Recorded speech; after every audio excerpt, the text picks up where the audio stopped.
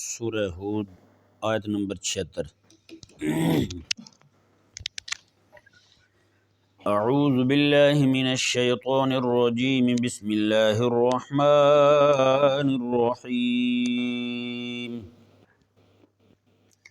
یا ابراہیم اعرض عن هذا انہ قد جاء امر ربک وَإِنَّهُمْ آتِيهِمْ عَذَابٌ غَيْرُ مَرْدُودٍ۔ جیسا کہ پچھلی آیات کریمہ میں حضرت سیدنا ابراہیم علیہ نبینا وعلیہ السلام پر آنے والی خوشخبری اور حضرت لوط علیہ نبینا وعلیہ السلام کی قوم پر آنے والی عذاب کی اطلاع دونوں ایک ہی دن میں دی گئی۔ وہ فرشتے جو ہیں وہ ایک ہی سفر میں لائے، تو اس سے یہ بات معلوم ہوئی کہ اللہ تبارک و تعالی اپنے بندوں کو، اپنے پیاروں کو کیسے نوازتا ہے اور اپنے دشمنوں کو کیسے تباہ و برباد فرماتا ہے۔ جیسے میرے کریم آقا صلی اللہ علیہ وآلہ وسلم کی ولادت باسعادت ہوئی، اس رات ہر طرف خوشیاں ہی خوشیاں تھیں، اللہ تبارک و تعالی نے پوری دنیا کو نوازا، لیکن عین اسی رات اہل کفر کے ایوانوں میں ہلچل بھی مچ گئی۔ جی اسی رات، جس رات میرے آقا علیہ السلام کی ولادت باسعادت ہوئی، اسی رات کعبے کے اندر پڑے ہوئے بت منہ کے بر نیچے آ گرے۔ جی جس رات میرے آقا علیہ السلام کی ولادت باسعادت ہوئی، اسی رات کسریٰ کا محل جو ہے اس میں دراڑیں پڑ گئیں۔ جس رات میرے آقا علیہ السلام کی ولادت باسعادت ہوئی، اسی رات فارس کے اندر 1000 سال سے جلنے والی آگ ایک دم بجھ گئی۔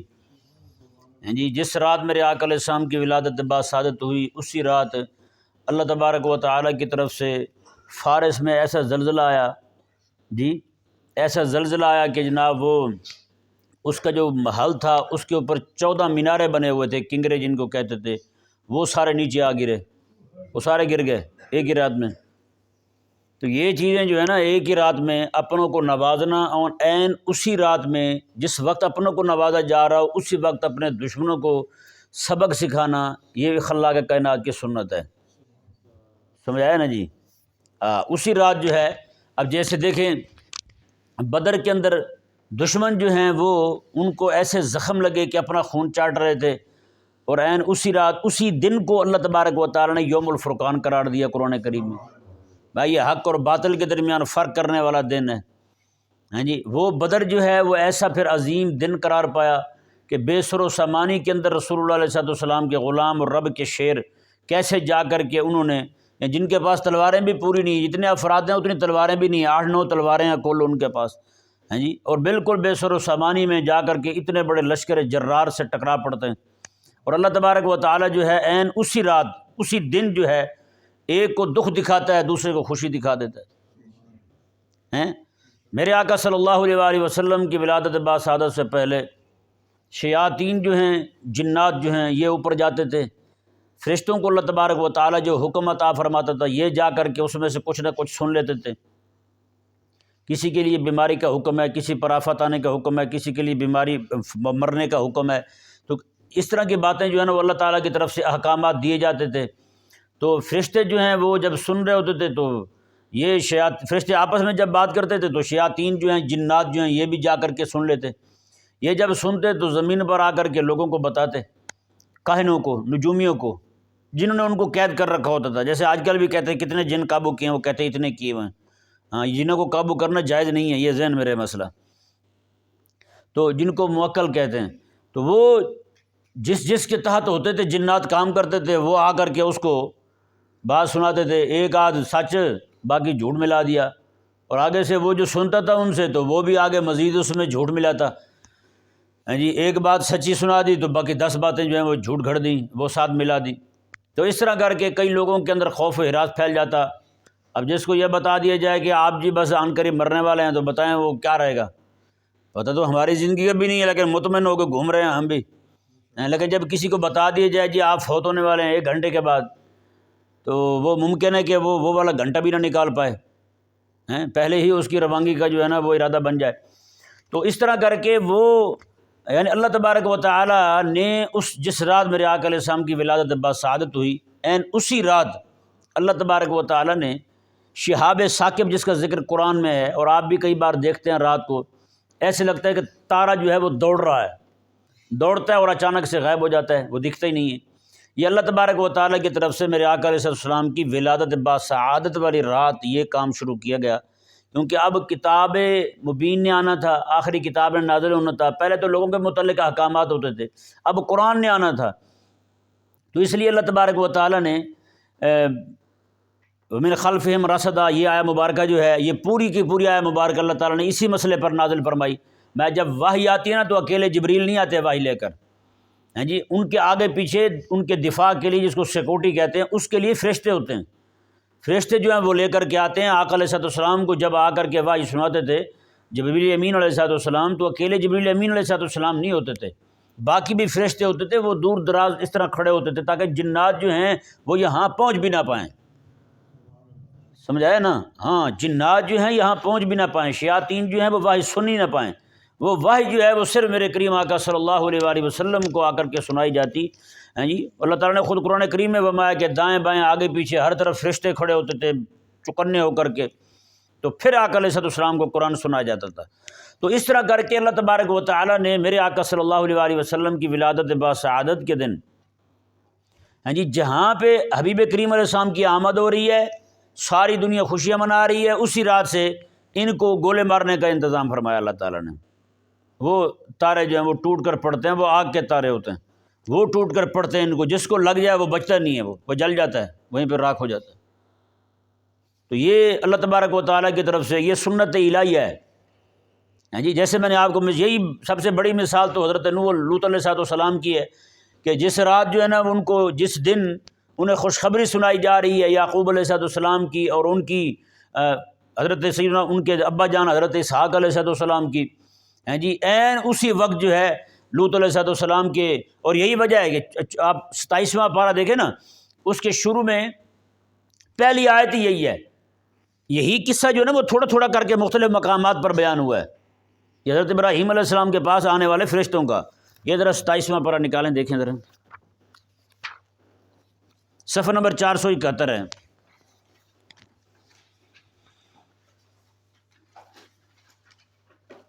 یہ پیچھے 470 دیکھیں، آیت نمبر 24۔ اللہ تعالیٰ نے فرمایا حل اتاک حدیث ضیف ابراہیم المکرمین، میں حبیب پیارے آپ کے پاس ابراہیم علیہ السلام کے پاس آنے والے معزز مہمانوں کی خبر پہنچی ہے نا؟ اذ دخلوا علیہ فقالوا سلاما، جب وہ آئے ان کے پاس تو انہوں نے آ کر کے کہا کہ سلام ہو جی آپ کو۔ قال سلام، ابراہیم علیہ السلام نے فرمایا کہ تم پر بھی سلام ہو۔ قوم منکرون، آپ نے فرمایا کہ تم اوپرے اوپرے لگ رہے ہو۔ کیسے لگ رہے ہو؟ اوپرے اوپرے لگ رہے ہو۔ فراغ الی اہلہ فجاء بعجل سمین، ابراہیم علیہ السلام گھر گئے، فوراً جا کر کے ایک بھنا ہوا بچڑا موٹا تازہ لے کر آئے۔ فقربہ الیہم، بچڑا ان کے قریب کر دیا۔ قال الا تاکلون، فرمایا وہ کھاتے نہیں ہو تم۔ فاوجس منہم خیفہ، یہ آگے پھر سارا وہی مسئلہ بیان ہوا۔ وہاں دیکھیں صرف یہی ہوا تھا کہ حضرت اسحاق علیہ السلام کی اماں جان حضرت سارہ رضی اللہ تعالیٰ نے صرف تعجب کیا تھا۔ کیا کیا تھا؟ تعجب کیا تھا۔ یہاں تھوڑی تفصیل آ رہی ہے۔ فرمایا کہ جب وبشروہ بغلام علیم، وہاں یہ نہیں تھا کہ علم والے بیٹے کی خوشخبری دی، یہاں پر ہے کہ وبشروہ بغلام علیم، علم والے بیٹے کی، عالم بیٹے کی خوشخبری دی، بیٹا ہوگا علم والا ہوگا جی۔ فاقبلت امرأتہ، جب یہ یقین ہو گیا ان کی گھر والی کو کہ یہ فرشتے ہیں، تو فاقبلت، وہ بھی آ گئی پاس۔ تو فسکت وجہہا، انہوں نے اس طرح جب سنا نا کہ اب 90 سال عمر ہو گئی ہے، 100 سال کے شوہر ہیں، اس طرح کر کے زور سے ہاتھ رکھا اپنے منہ پر، اس طرح، یہ میں تو بوڑھی ہو گئی ہوں، عجوز حکیم، میں بوڑھی بھی ہو گئی ہوں، بانجھ بھی ہو گئی ہوں۔ اس سے اس آیت مبارکہ سے کئی احمق جو ہیں ماتم ثابت کرتے ہیں۔ کیا ثابت کرتے ہیں؟ ماتم ثابت کرتے ہیں کہ آپ نے منہ پہ ہاتھ مارے تھے۔ بندہ پوچھے جاہلو، تعجب میں ہاتھ رکھنا منہ پر وہ ایک الگ بات ہوتی ہے، ماتم کوئی اور شے ہوتی ہے، جی منہ پہ چپیٹے مارنی یہ تھوڑی ہوتا ہے جو تم کہہ رہے ہو۔ بہرحال تو یہ بیان کیا، آگے دیکھیں جی 27واں پارہ کا شروع، حضرت ابراہیم علیہ السلام نے قال فما خطبکم ایھا المرسلون، یہ تو سمجھ آ گئی تم خوشخبری لائے ہو، لیکن تمہاری اتنی بڑی تعداد جو ہے یہ حیران کن ہے، اتنی جماعت لگے پھرتے ہو، بات کوئی اور ہے، وہ بتاؤ مجھے۔ فما خطبکم ایھا المرسلون، اوے رب کے بھیجے ہوئے رسولو، یا رب کے بھیجے ہو، بتاؤ تو صحیح، اتنے سارے تم آئے کیوں ہو؟ اللہ اکبر کبیرہ، قالوا انا ارسلنا الی قوم مجرمین، انہوں نے کہا کہ ہمیں بھیجا گیا ہے ایسی قوم کی طرف جو مجرم ہے، مجرم قوم کی طرف بھیجا گیا ہے۔ کیوں بھیجا گیا جی؟ لنرسل علیہم حجارۃ من طین، تاکہ ہم ان پر مٹی کے پتھر برسائیں، مصومۃ، ہیں جی وہ سارے کے سارے علامت زدہ ہیں، یعنی ان پر جن جن کو وہ پتھر مارنے ہیں ان کے نام لکھے ہوئے ہیں باقاعدہ، عند ربک، تیرے رب کی طرف سے، وہ آئے بھی تیرے رب کی طرف سے ہیں، علامت زدہ ہیں یا نام لکھے ہوئے ہیں اس پر، جو بھی بات ہو۔ تو بہرحال رب تبارک و تعالیٰ نے، یہ فرشتوں نے یہ سارا کلام کیا وہاں پر۔ اب دیکھیں جی آیہ مبارکہ کو، اللہ تبارک و تعالیٰ نے ارشاد فرمایا، یہ بات واضح ہو گئی جو مسئلہ میں آپ کے سامنے کھول رہا تھا، کہ اسی رات جو ہے، اسی دن خوشخبری سنائی جا رہی ہے، اسی دن جو ہے ان پر عذاب بھی نازل کیا جا رہا ہے دوسری قوم پر۔ اب حضرت ابراہیم علیہ نبینا علیہ السلام کا پیچھے ذکر ہوا کہ آپ نے جناب مجادلہ حسن کے طور پر انہوں نے زور لگایا کہ مہلت دے دی جائے لوط علیہ السلام کی قوم کو، ممکن ہے سدھر جائیں، سیدھی راہ پر آ جائیں۔ اور ساتھ یہ بھی غم تھا کہ کہیں یہ نہ دکھ تکلیف تھی، فکر تھی کہ ان پر عذاب ہے اور ساتھ لوط علیہ السلام جو ہے نا وہ بھی اس تکلیف میں مبتلا نہ ہو جائیں۔ یہاں پہ ایک بات جو ہے نا اور بھی سمجھ آ رہی ہے، چاچے اور بھتیجے کا تعلق کیسا ہے؟ چاچا جو ہیں وہ کیسے خیر خواہی کر رہے ہیں اپنے بھتیجے کے ساتھ، ابا ہوتے تو وہ کیسے خیر خواہ ہوتے ہیں۔ یہاں چچا جو ہے نا، اسی لیے تو روایت حدیث پاک میں فرمایا گیا کہ چاچا جو ہوتا ہے نا، فرمایا یہ بھی ابو ہوتا ہے۔ چاچا کیا ہوتا ہے؟ ابو ہوتا ہے، یہ بھی باپ ہوتا ہے۔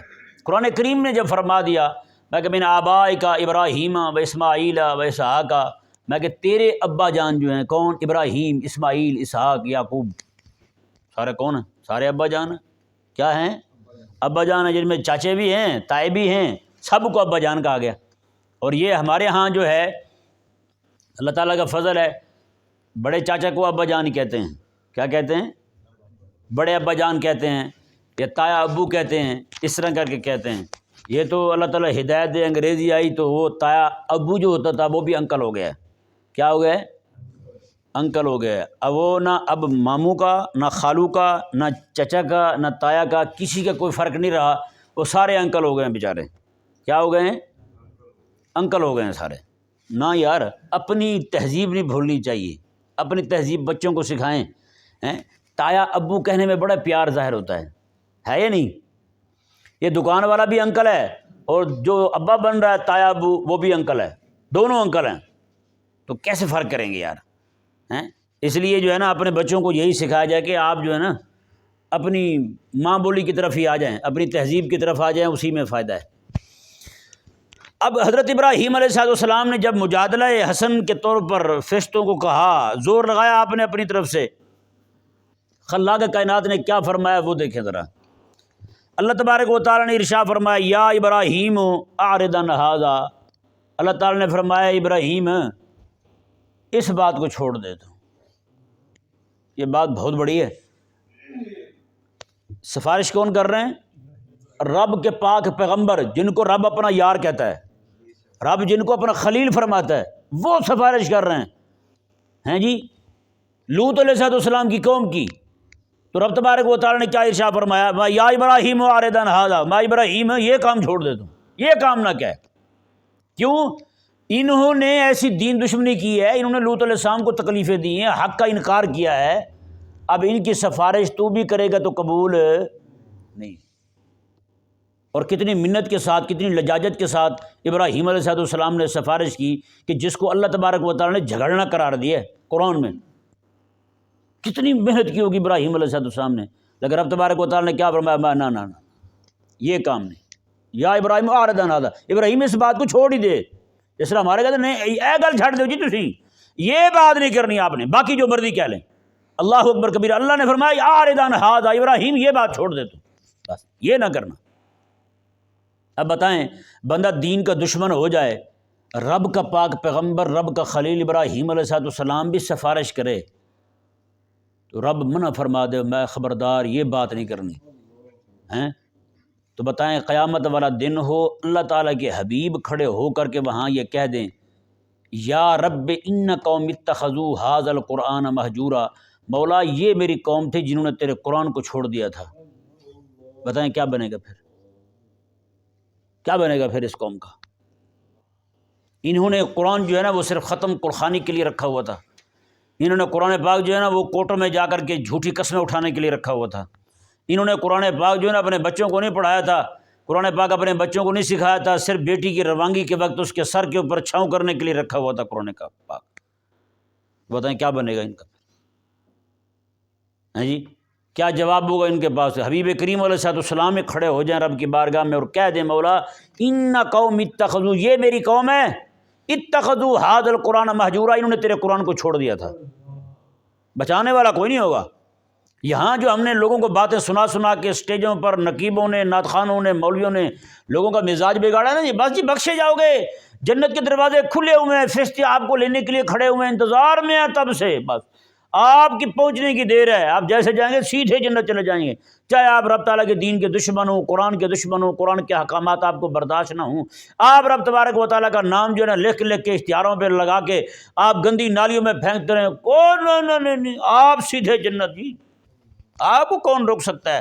آپ داتا صاحب کے ملنگ ہیں، خواجہ صاحب کے ماننے والے ہیں، آپ تو بھائی جی غوث پاک کے ملنگ ہیں، ملنگ تو بھائی جی بڑی بات ہو گئی، آج کل تو کتے بنے ہوئے ہیں کافی سارے لوگ ہیں جی، اپنے آپ کو ایک بندہ بھی کہنے لگا میں جی اپنے پیر کا نام لے کے میں ان کا کتا ہوں، میں نے یار کوئی انسان بھی رہو گے یا سارے کتے بن جاؤ گے؟ کتا بننا پتہ ہے اپنے آپ کو سگ کہنا کتنی بڑی بات ہے، یہ انہوں نے کہا ہے جنہوں نے پوری فرما برداری کی ہے جی، جنہوں نے وفا کی ہے، انہوں نے اپنے آپ کو کہا ہے، تم کتے ضرور ہو پر دین کو بھونکتے ہو تم کہ نہیں؟ اپنے پیر کے دفاع میں ہر ایک کو پڑ جائے، بندہ عالم کو پڑ جائے، دین کی پرواہ کو نہیں، اور پیر کے کتے بنے ہوئے ہیں، یہ کون سے کتے ہیں بھائی؟ نعوذ باللہ من ذالک۔ تو خلاق کائنات نے ارشاد فرمایا جی دیکھیں یا ابراہیم اعرض عن ھذا، فرمایا کیا ابراہیم اس بات کو چھوڑ دے، انہ قد جاء امر ربک، کیوں چھوڑ دے؟ بس اب تیرے رب کی طرف سے فیصلہ آ چکا ہے، تیرے رب کی طرف سے فیصلہ۔ اس سے یہ معلوم ہوا تقدیر کی کئی قسمیں ہیں۔ تقدیر جیسے کہتے ہیں کہ الدعاء یرد القضاء، دعا جو ہے یہ تقدیر کو ٹال دیتی ہے، دعا تقدیر کو ٹال دیتی ہے، وہ جو دعا تقدیر کو ٹال دیتی ہے، تقدیر کو رد کر دیتی ہے، یہ وہ تقدیر ہے جو تقدیر معلق ہو۔ کون سی ہو؟ معلق ہو، ہیں جی، اللہ تبارک و تعالیٰ کے ہاں جو لکھی گئی ہو کہ اللہ تبارک و تعالیٰ نے فرمایا کہ یہ کام ایسا ہو جائے گا، ہاں اگر وہ بندہ صدقہ خیرات دے دے، اس کے لیے دعا کر دے یا وہ دعا مانگ دے تو پھر یہ تقدیر ٹل بھی سکتی ہے۔ یہ وہ والی تقدیر ہے جس کو تقدیر معلق کہتے ہیں۔ کیا کہتے ہیں؟ معلق کہتے ہیں۔ اور ایک تقدیر جو ہے وہ مبرم ہے۔ کون سی ہے؟ مبرم ہے۔ یہ تقدیر مبرم ہے، یہ رب تعالیٰ کی طرف سے فیصلہ ہو چکا ہے کہ اب ایسا ہونا ہے، تو پھر کوئی سفارش ابراہیم رب کے خلیل ہی کیوں نہ کریں تو وہ تقدیر ٹلتی نہیں۔ اللہ اکبر کبیرہ۔ تو یہ بات جو ہے نا یہ ذہن میں رہے، یہاں پہ جس تقدیر کی بات ہو رہی ہے وہ تقدیر مبرم ہے جو کسی کے کہے ٹلتی۔ ایک شک اور نکالی ہے ہمارے بزرگوں نے شبہ مبرم کی۔ شبہ مبرم جو ہے نا وہ اللہ تعالیٰ کے ہاں جو ہے نا وہ معلق ہوتی ہے، ہاں جی، لیکن ملائکہ کرام علیہ السلام کے ہاں جو ہے نا وہ مبرم ہوتی ہے۔ اس کو شبہ مبرم کہتے ہیں کہ مبرم کے مشابہ ہے، یعنی اللہ تبارک و تعالیٰ نے اپنے علم میں رکھا ہوا ہے۔ یہ والا کھاتا جو ہے نا ابھی فرشتوں کو منتقل نہیں ہوا کہ اگر یہ کوئی کام ایسا کر لے گا یا کوئی سفارش کر دے گا ان کے لیے تو اللہ تبارک و تعالیٰ جو ہے اس کو ٹال بھی دے گا، وہ شبہ مبرم ہے، شبہ مبرم کے مشابہ جو ہے۔ بہرحال یہ ایک الگ بات ہے۔ اللہ تبارک و تعالی نے منع فرما دیا حضرت ابراہیم علیہ نبی جناب علیہ السلام کو، فرمایا کہ یا ابراہیم اعرض عن ھذا، میں یہ بات نہیں کرنی، انہ قد جاء امر ربک، کہ اب تیرے رب کی طرف سے حکم آ گیا، مطلب یہ کہ یہ تقدیر مبرم بن چکی ہے، اب یہ تقدیر مبرم ہو چکی ہے، اب کوئی بھی سفارش کرے قبول۔ اور اللہ تعالیٰ نے آگے کیا فرمایا ابراہیم علیہ السلام کو، اب بتائیں نا، ابراہیم علیہ السلام ادھر زور لگا رہے ہیں ان کو چھڑانے کے لیے، اور رب کیا فرما رہا ہے، رب تبارک و تعالیٰ کے کلام کا انداز دیکھیں، پہلے فرمایا یا ابراہیم اعرض عن ھذا، ابراہیم یہ بات چھوڑ دے، انہ قد جاء امر ربک، دوسری بات یہ فرمائی میں کہ ان کے متعلق فیصلہ ہو چکا ہے، تیرے رب کا حکم آ چکا ہے، آگے کیا فرمایا وَإِنَّهُمْ آتِيهِمْ عذاب، اب ان پر عذاب آئے گا، اب ان پر عذاب آئے گا، بات یہاں تک ختم نہیں ہوئی، آگے کیا فرمایا غیر مردود، وہ غیر مردود عذاب ہوگا، یعنی واپس جانے والا نہیں ہوگا، واپس نہیں جائے گا۔ اب دیکھیں نا، جس طرح کا سوال بڑا ہوگا جواب بھی بڑا ہوگا، سوال میں تاکیدیں زیادہ ہوں گی، جواب میں بھی تاکیدیں زیادہ ہوں گی۔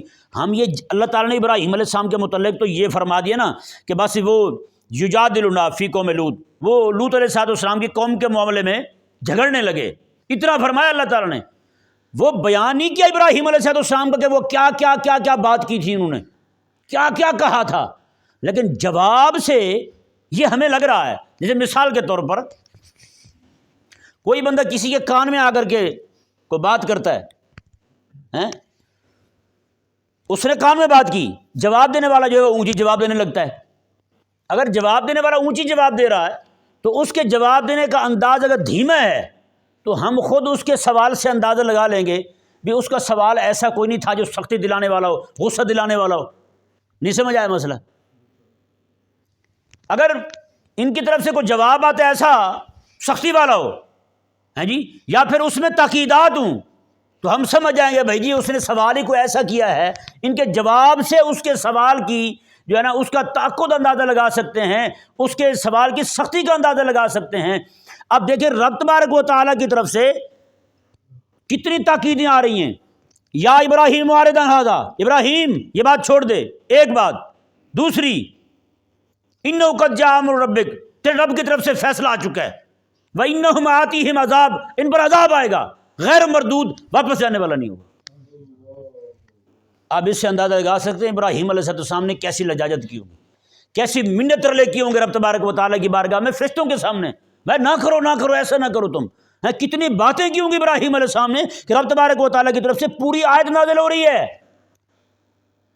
پہلے یہ فرمایا کہ آپ یہ بات چھوڑ دیں، یہ بات کریں ہی نا آپ، بس انہ قد جاء امر ربک، تیرے رب کا حکم آ چکا ہے، دوسری بات یعنی آپ چھوڑ دیں، بات ہی نہ کریں، تیرے رب کی طرف سے حکم آ چکا ہے، جب حکم آ گیا تو پھر کوئی بات کسی کی نہیں سنی جائے گی۔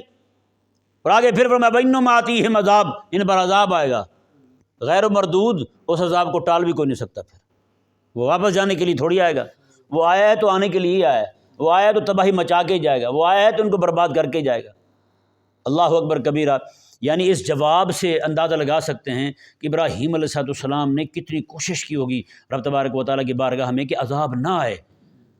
اب بتائیں نا، جہاں پہ بندہ دین کا دشمن ہو، ابراہیم خلیل علیہ السلام بھی کھڑے ہو کے سفارش کریں، رب قبول نہ کرے تو بتا تو اور میں ہم بن جائیں دین کے دشمن، اور ہمیں مان ہو کہ قیامت والے دن غوث پاک چھڑا لیں گے ہمیں؟ بتا کیا خیال ہے، تو دین کا دشمن اور رب تبارک و تعالیٰ کی بارگاہ میں قیامت والے دن حضرت شیخ جو ہیں وہ تیرے ساتھ کھڑے ہوں گے، میرے ساتھ کھڑے ہوں گے؟ پھر یہ رب تبارک و تعالیٰ کے دین کے وفادار ہیں تو دین کے ساتھ ہی کھڑے ہوں گے، وہ ان کو تیرا میرا دکھ نہیں ہوگا، ان کو دین کا دکھ ہوگا۔ رب تبارک و تعالیٰ کی طرف سے جب یہ جواب آ گیا اس کے بعد تو ابراہیم علیہ السلام نے کچھ بھی نہیں فرمایا، خاموش ہو گئے۔ تو بھائی اسی طرح کر کے اس آیت مبارکہ سے ابراہیم علیہ السلام کی سفارش جو نہیں قبول کی جا رہی، یہ بات بتا رہی ہے ہمیں کہ اگر تم دین کے وفادار رہو گے تو سفارش شفاعت جو ہے نا قابل قبول ہوگی آپ کے لیے، اگر دین کے ساتھ دشمنی کی تو پھر آپ یہ فکر چھوڑ دیں، رب کے خلیل بھی آپ کے حق میں کھڑے ہو جائیں تو بھی ان کی شفاعت قبول نہیں ہوگی۔ بس بات آخری ہے اور یہی سب سے آخری بات ہے۔ اللہ تبارک و تعالیٰ سمجھنے کی توفیق عطا فرمائے۔